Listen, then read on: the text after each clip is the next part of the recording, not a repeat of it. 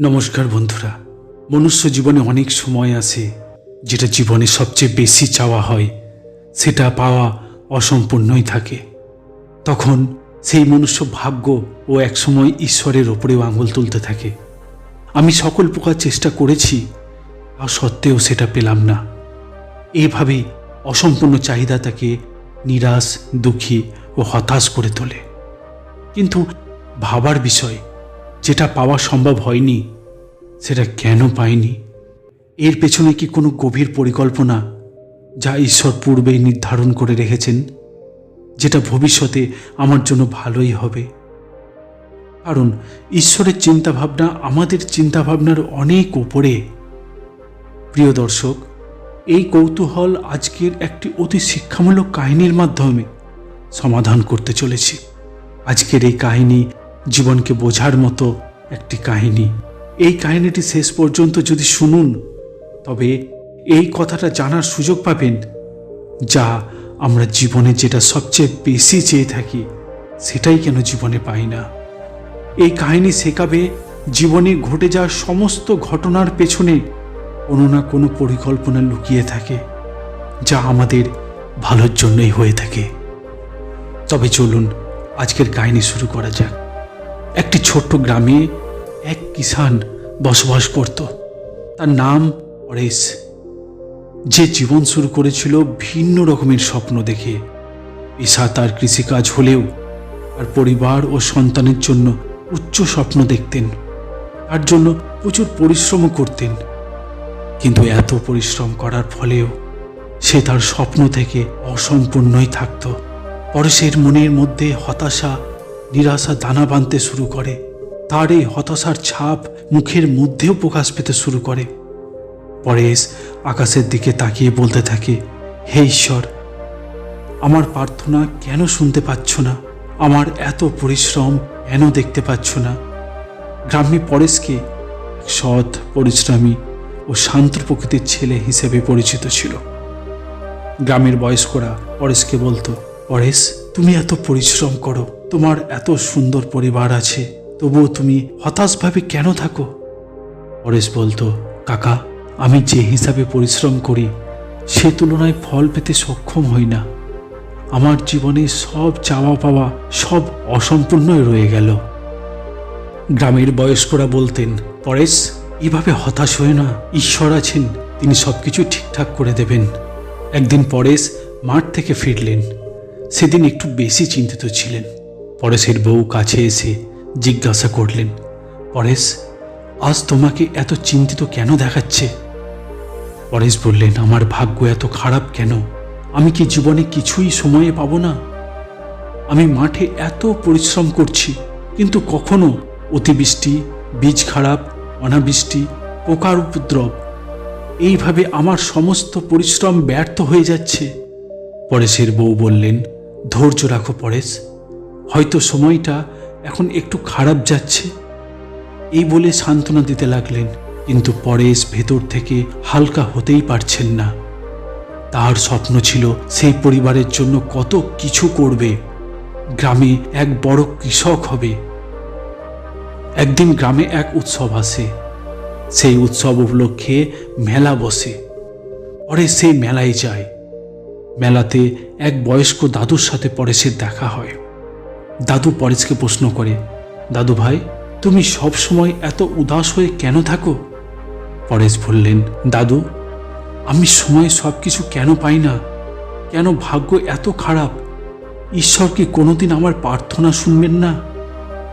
দাদু বললেন, ঈশ্বর সকলেরই শোনেন, হয়তো ওনার পরিকল্পনাই ভিন্ন এবং তিনি হয়তো ভিন্ন প্রক্রিয়ায় ফল দেন। ওনার উপর একটু ভরসা করো, ধৈর্য ধরো পুত্র। পরেশ স্থির করেন তিনি এই সমস্যার সমাধান খুঁজে ঠিক বের করবেন। পরের দিন সকাল হতেই পরেশ গ্রামের শেষ প্রান্তে জঙ্গলের দিকে রওনা দিলেন। জঙ্গলের এক শান্ত জায়গায় একটি বৃহৎ বৃক্ষের নিচে বসে চোখ বন্ধ করে ঈশ্বরকে প্রার্থনা করতে লাগলেন। হে ঈশ্বর, আমি আপনার নিকট প্রার্থনা নিবেদন করে বলছি, আমি এত কঠিন পরিশ্রম করে থাকি, কিন্তু আমার ভাগ্য কেন আমার সাথ দেয় না? আমি মনের ইচ্ছা কেন পূরণ করতে পারি না? এইভাবে পরেশ তার নিরাশা ব্যক্ত করছিল। ঠিক তখন এক দিব্য সাধু জঙ্গলের ভেতর থেকে পরেশের নিকট এসে উপস্থিত হলেন। সাধুর উপস্থিতি খুব শান্তিপূর্ণ ছিল। পরেশ খুবই আশ্চর্য হল, এই গভীর জঙ্গলে এইরকম সাধুর আগমন কেমনভাবে হলো। ওনাকে দেখে মনে হলো তিনি সবকিছুই জানেন আর ওনার কাছে সকল সমস্যার সমাধান বিদ্যমান। সাধু পরেশকে বলল, পুত্র, কি হয়েছে? তুমি এত ব্যাকুল কেন আর এত ব্যাকুলভাবে প্রার্থনা করছো? পরেশ বললেন, হে মহারাজ, আমি একজন সৎ ইমানদার। আমি সকলের সাহায্য করে থাকি, কিন্তু আমি যা চাই তা পাই না কেন? সাধু বললেন, পুত্র, এই প্রশ্ন সকলেরই থাকে। এই উত্তর তোমাকে নিজে নিজে খুঁজতে হবে। এর জন্য তুমি কি প্রস্তুত? এই বলে সাধু পরেশকে আরো গভীর জঙ্গলের দিকে নিয়ে গেলেন। গুরুদেব ও পরেশের মধ্যে যখন কথোপকথন হচ্ছিল, ঠিক তখন পরেশ গুরুদেবকে বললেন, আপনি বললেন ঈশ্বরের পরিকল্পনা ভিন্ন, কিন্তু তিনি তো জেনেই থাকবেন আমার কি ইচ্ছা। তিনি তো সব জানেন, তবুও তিনি কেন কোনো পদ্ধতিতেই আমার ইচ্ছে পূরণ করেন না? সাধু গম্ভীর স্বরে বললেন, ঈশ্বরের পরিকল্পনা আমাদের চাওয়া পাওয়ার ঊর্ধ্বে। তিনি আমাদের সেটাই দেন যেটা আমাদের জন্য উত্তম। যেটা আমাদের জন্য উত্তম নয়, তিনি সেটা আমাদের কখনোই দেন না। যেমন ধরো, কোনো ছোট্ট শিশু কোনো আগুনের শিখা দেখলে সেটাকে খেলার উপকরণ মনে করে, সেটার সঙ্গে খেলতে চায়, কিন্তু তার পিতামাতা কখনোই তাকে আগুনের সঙ্গে খেলতে দেন না, কারণ তার পিতামাতা জানেন আগুন শিশুর ক্ষতি করবে। অন্যদিকে শিশু ভাবেন তার পিতামাতা তাকে খেলতে দিচ্ছে না। শিশুর ইচ্ছার বিরুদ্ধে পিতামাতা কাজ করছেন। শিশুকে সেই খুশি দিচ্ছেন না যেটা সে চায়, কিন্তু পিতামাতা যেটা ভালো শিশুর জন্য সেটাই করেন। পরেশ গুরুদেবের উদাহরণ খুব ভালোভাবেই বুঝতে সমর্থ হলেন। তবুও পরেশ গুরুদেবকে জিজ্ঞাসা করলেন, গুরুদেব, তবে কি ঈশ্বর আমাদের ইচ্ছার বিরুদ্ধে কাজ করেন? গুরুদেব বললেন, একদমই তাই। যেটা আমাদের জন্য সেই সময় প্রয়োজন তখন সেটাই দেন, আর যেটা আমাদের জন্য উত্তম নয় সেই সময় সেটা দেন না। সেই জন্য ঈশ্বরের পরিকল্পনার উপর ভরসা করা উচিত আর ধৈর্য ধরে কর্ম করা উচিত। সময় এলে ঈশ্বর সেটাই দেবেন যেটা তোমার প্রাপ্য। সময়ের আগে কোনো কিছুই পাওয়া যায় না। কর্ম করে তোমাকে সেই ইচ্ছার যোগ্যও হতে হবে, তবেই তুমি সেটা পাবে। গুরুদেব আরেকটি উদাহরণ দিয়ে বললেন, একটি কৃষক যদি বীজ বপন করে শীঘ্রই ফলন পেতে ইচ্ছুক হন, তবে সে কোনো দিনই তা পাবেন না, কারণ প্রকৃতিরও একটা নির্দিষ্ট সময় থাকে। সেই সময়ে কৃষককে খেতে গিয়ে পরিচর্যা দেখাশোনা করতে হবে, তবেই সে ভালো ফলন পেতে পারবে। আর না হলে কৃষক নিজের সমস্ত পরিশ্রমই বৃথা করে দেবে। প্রকৃতি যেমন বীজ থেকে ফসল পর্যন্ত নির্দিষ্ট সময় নেয়, ঠিক তেমনি ঈশ্বরও মানুষের জন্য যে পরিকল্পনা করেন সেই পরিকল্পনার জন্যেও সময় নেন, তারপর যেটা উত্তম সেটাই আমাদের দেন। এই কথোপকথন হতে হতে একটি বৃক্ষতলে গুরুদেব বসলেন। পরেশকেও বসতে বললেন। গুরুদেব বাস্তব কাহিনী শোনাতে শুরু করলেন। প্রথমে এক কৃষকের কাহিনী শোনালেন। একটি গ্রামে এক ক্ষুদ্র গরিব কৃষক বসবাস করতেন। তার স্বপ্ন ছিল সে একদিন অনেক বড় কৃষক হবেন, তার দারিদ্রতা দূর হবে, সে ধনী হয়ে উঠবেন। কিন্তু সে কৃষিকাজে ব্যর্থ হতে থাকে। কখনো বীজ খারাপ হয়ে যায়, কখনো ফসলে ফলন হয় না। সে ঈশ্বরকে করুণ প্রার্থনা করে আর মনে করে ঈশ্বর সকলের শুনছেন, কেবল আমারই প্রার্থনা শুনছেন না। একদিন সেই কৃষক গ্রামের বয়োজ্যেষ্ঠদের নিকট পরামর্শ নেন। তারপর সে নিজের ভুল বুঝতে পারে। সব কিছুরই সঠিক সময় থাকে। কখন জমি কর্ষণ করতে হয়, কখন বীজ বপন করতে হয়, কখন সেচের প্রয়োজন। ধীরে ধীরে সে প্রকৃতির সংকেত বুঝতে শেখে। আস্তে আস্তে সে একজন সফল কৃষকে পরিণত হন। তারপর থেকে তার ফসলের উৎপাদনও বৃদ্ধি হতে থাকে। পরেশ গুরুদেবের কথা মাথা নাড়তে নাড়তে মন দিয়ে শুনছিলেন। গুরুদেব বললেন, সেই কৃষকও পরিশ্রম করত, কিন্তু সঠিক দিশা, উপযুক্ত পরিকল্পনা যদি না থাকে তবে সাফল্যের পথ তুমি খুঁজে পাবে না। সময় বড় গুরুত্বপূর্ণ, ধৈর্য বিশেষ মূলধন। গুরুর উপদেশের মধ্যেই পরেশ বলে উঠল, গুরুদেব, আমাদের গ্রামেও এইরকমই এক কৃষক থাকতেন। তিনি কৃষিকাজে নতুন নতুন পদ্ধতি অবলম্বন করতেন, সর্বদা নতুন কিছু করার চিন্তাভাবনা রাখতেন। গ্রামে তাকে পাগল বলতে শুরু করেছিল, কিন্তু তিনি এখন সবচেয়ে সফল কৃষক। বিভিন্ন প্রজাতির ফসল উৎপাদন করতে সমর্থ হন। গুরুদেব বললেন, সঠিক সময়ে সঠিক পদ্ধতিতে যদি তুমি নিষ্ঠা ও সততার সঙ্গে পরিশ্রম করো তবে অবশ্যই তুমি সফল হবে পুত্র। পরিশ্রম ও ধৈর্য তোমার সকল প্রকার ইচ্ছে পূরণ করতে সক্ষম হবে। আরও একটি কাহিনী শুরু করলেন গুরুদেব। এক ব্যবসায়ী, তার ব্যবসা কারবার অনেক বড় ছিল। ব্যবসায়ী সর্বদা মনে করতে থাকত, আরও কিভাবে অর্থ উপার্জন করা যায়, আরও কিভাবে বড় করা যায়, আরও কিভাবে ধনী হওয়া যায়। গুরুদেব বললেন, বলো তো পরেশ, ওই ব্যবসায়ীর সমস্যা কি ছিল? পরেশ বললেন, ওই ব্যবসায়ী অর্থের লালসা তাকে পরিতৃপ্ত করতে পারছিল না। গুরুদেব বললেন, একদমই ঠিক।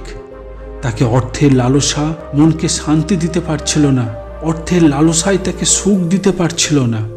কারণ তোমার কাছে যতই থাকুক না কেন, মনকে যদি সন্তুষ্ট করতে না জানো তবে কোটি টাকা থাকলেও মনকে সন্তুষ্ট করতে পারবে না। আর মনকে সন্তুষ্ট করতে না পারলে মনে সুখ, শান্তি পাবে না। ঈশ্বরের দেওয়া তোমার কাছে যা আছে তাতে সন্তুষ্ট হতে শেখো। আরও আরও এই জিনিসটাই লোভ, লালসার জন্ম দেয়। কিন্তু যে সন্তুষ্ট হতে শিখে যায় সেই একমাত্র সুখ, শান্তি, সমৃদ্ধি, মনের ইচ্ছে পূরণের সামর্থ্য হয়। মানুষকে সর্বদা প্রয়োজনীয়তা ও ইচ্ছের মধ্যে ভেদ করতে জানতে হবে। যখনই আমাদের প্রয়োজনীয়তা পূরণ হয়ে যাবে ঠিক তখনই সন্তুষ্ট হতে শিখতে হবে। এরপর সাধু মহারাজ আরও এক রাজার কাহিনী বলতে শুরু করলেন। অর্থ, ধন, ঐশ্বর্য, শক্তি সব কিছুই একটি রাজার কাছে থাকা সত্ত্বেও সেই রাজা সর্বদা ভাবতে থাকেন কিসের অপূর্ণতা তাকে স্বস্তি দিচ্ছেন না। রাজা অনেক বড় বড় বিদ্বানদের ডেকে প্রশ্ন করলেন, আমার সব কিছু থাকা সত্ত্বেও কেন মনে হচ্ছে আমি মনের ইচ্ছা পূরণ করতে পারছি না? বিদ্যমানরা সকলেই একই উত্তর দিলেন, আপনার সব কিছুই আছে মহারাজ, কিন্তু এই অপূর্ণতা আপনার ইচ্ছের মধ্যেই লুকিয়ে আছে। বাস্তবে আসল সুখ, শান্তি মনের ভেতর থেকে আসে। যতক্ষণ না পর্যন্ত আপনার ইচ্ছেকে বশ করতে পারবেন ততক্ষণ না পর্যন্ত আপনি সুখ, শান্তি খুঁজে পাবেন না। ইচ্ছের শেষ নেই, তাই সন্তুষ্টি থাকাই একমাত্র সুখ, শান্তি এনে দিতে পারে।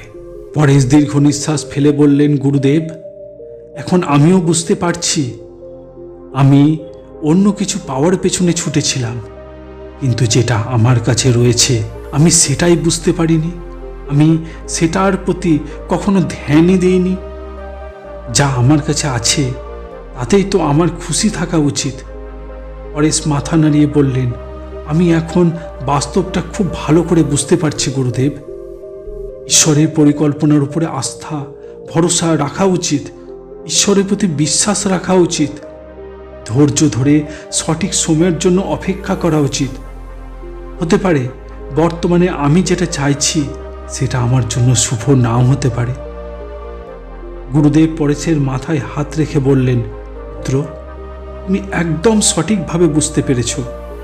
মানুষ যখন ধৈর্য ধরে সঠিক দিশায়, সঠিক পদ্ধতিতে কর্ম করে সেই মানুষই একমাত্র নিজের ইচ্ছা অনুরূপ ফল প্রাপ্ত হয়। ঈশ্বর আমাদের সকল কর্ম পরিলক্ষিত করেন, আর নির্দিষ্ট সময়ে যেটা আমাদের জন্য উত্তম তখনই সেই অনুরূপ ফল প্রদান করেন। পরেশ এখন সম্পূর্ণরূপে সন্তুষ্ট অনুভব করতে লাগলেন। মুখের মধ্যে থেকে নিরাশার ছাপ সরে গেছে। পরেশ গুরুদেবের পায়ে স্পর্শ করে প্রণাম নিবেদন করে বললেন, গুরুদেব, আমি এখন বুঝতে পেরেছি আমার চাওয়া পাওয়া আমার ইচ্ছের মধ্যেই লুকিয়ে আছে। আমার কাছে যা আছে তা নিয়ে সন্তুষ্ট হতে পারিনি, আর ধৈর্য ধরে সঠিক পদ্ধতিতে সেই জন্যেই কর্ম করতে পারিনি। আপনি আমার জ্ঞান চক্ষু খুলে দিয়েছেন। গুরুদেব মৃদু হেসে বললেন, পুত্র, জীবনের সত্য জ্ঞান কি জানো? কর্ম। কর্ম যদি তুমি নিষ্ঠার সঙ্গে করো, ধৈর্যের সাথে করো, সঠিক পথে করো, কর্মের মধ্যে সন্তুষ্টি হতে পারো, তবেই সেই কর্ম সাফল্য এনে দেবে, সেই কর্ম সুখ শান্তি এনে দেবে। পরেশ গুরুদেবকে বললেন, গুরুদেব, যখন আমি জেনেই গেছি ধৈর্য ও বুদ্ধির সাথে এগিয়ে যেতে হবে, এখন তবে গ্রামে গিয়ে আমি এখন কি করব? গুরুদেব বললেন, প্রথমে তোমাকে গ্রামে গিয়ে তোমার অন্তরের শান্তিকে খুঁজে বের করো। তোমার কাছে যা আছে সেটার প্রতি ধ্যান দাও আর গুরুত্ব দাও। তারপর তোমার পরিকল্পনাকে ভালো করে বুঝে নিয়ে সঠিক নিয়মে ও নির্দিষ্ট পথে পরিশ্রম করো। দেখবে জীবনে তুমি যা কিছু চাইবে তাই পাবে, কিন্তু সেটা ধৈর্য ও সঠিক দৃষ্টিকোণের মাধ্যমে হওয়া উচিত। পরেশ ঘাড় নাড়িয়ে সহমত পোষণ করলেন। পরেশ অনুভব করলেন এবার সে জীবনকে সঠিক মার্গ দেখাতে পারবেন, জীবনকে নতুনভাবে শুরু করবেন। পরেশ গুরুদেবকে পুনরায় প্রণাম নিবেদন করে বিদায় নিয়ে গ্রামের দিকে রওনা দিলেন। গ্রামে যখন পরেশ এলো, তখন তার মুখমণ্ডলে আত্মবিশ্বাস ও সন্তুষ্টির ঝলক বিদ্যমান ছিল। গ্রামের লোক অবাক হয়ে পরেশকে দেখতেই থাকে। এক বয়স্ক দাদু পরেশকে জিজ্ঞাসা করলেন, পরেশ, আজ তোমাকে একটু অন্যরকম মনে হচ্ছে কেন? তোমাকে আজ বড় শান্ত ও সন্তুষ্টিপূর্ণ মনে হচ্ছে, যা আগে কখনো তোমাকে মনে হয়নি। তবে কি তোমার জীবনের সমস্যার সমাধানের মার্গ তুমি পেয়ে গেছো? পরেশ বললেন, হ্যাঁ দাদু, আমি এটা জানতে পেরেছি, যদি আমি কর্ম সঠিক নিয়মে সঠিক পদ্ধতিতে করে থাকি তবে অবশ্যই সফলতা পাওয়া যায়। আমি এটা শিখে গেছি যে ঈশ্বর আমাদের সকলেরই প্রার্থনা শোনেন, শুধু আমাদের ধৈর্য ধরতে হবে আর ইচ্ছেগুলিকে বুদ্ধিমত্তার সাথে পূরণ করতে থাকতে হবে। বয়স্ক লোকটি খুব প্রসন্ন হয়ে পরেশকে বললেন, এই মার্গ যদি তুমি শিখতে পেরেছ তবে আমরা আশীর্বাদ করি তুমি জীবনে আরো এগিয়ে যাও, আরো সফল হও। পরেশ জীবনটাকে নতুনভাবে শুরু করার মনস্থির করে নিয়েছিল। সে নিজের ক্ষেতের দিকে যেতে শুরু করলো ও বুদ্ধিমত্তার সাথে আত্মসন্তুষ্টির সঙ্গে পুরো মনোযোগ কৃষিকাজের প্রতি দিতে লাগলেন। পরেশ আত্মবিশ্বাসে পরিপূর্ণ ছিলেন। সে কর্ম এতদিন তাকে সন্তুষ্ট দিতে পারেনি, সেই কর্মই এখন পরেশকে সন্তুষ্টি দিতে লাগলো। দেখতে দেখতে পরেশের পরিশ্রম সফল হতে দেখা গেল। পরেশের ফসল এবছর এত ভালো হলো যে পুরো গ্রামের লোক অবাক হয়ে গেলেন। গ্রামের লোক বলাবলি করতে লাগলেন, দেখো, পরেশ যা চেয়েছিল সত্যই সে তা পেয়ে দেখালেন। পরেশ সকলকে উপদেশ দিলেন, জীবনে তুমি যা চাইবে তুমি তাই পাবে, কেবল সেই ইচ্ছার প্রতি সঠিক দৃষ্টিকোণ ও সঠিক পদ্ধতিতে কর্ম করতে হবে। ধৈর্য ধরে মনে আত্মসন্তুষ্টি নিয়ে কর্ম করতে হবে। ঈশ্বর সকলেরই প্রার্থনা শোনেন ও নির্দিষ্ট সময়ে তা অবশ্যই দেন। পরেশ এখন গ্রামে মানুষের কাছে অনুপ্রেরণা। এখন যে সমস্যায় পড়েন তাকে এই মহাপুরুষের সেই কথা প্রবচন শোনাতে শুরু করেন। ধীরে ধীরে সেই গ্রামে সকলেরই খুব উন্নতি হতে শুরু করলো। আজকের এই কাহিনী এই শিক্ষাই বহন করে যে জীবনের সমস্যা জীবনকে দুর্বল করে না, বরং জীবনকে মজবুত করে, জীবনের মার্গ খুঁজতে অনুপ্রাণিত করে।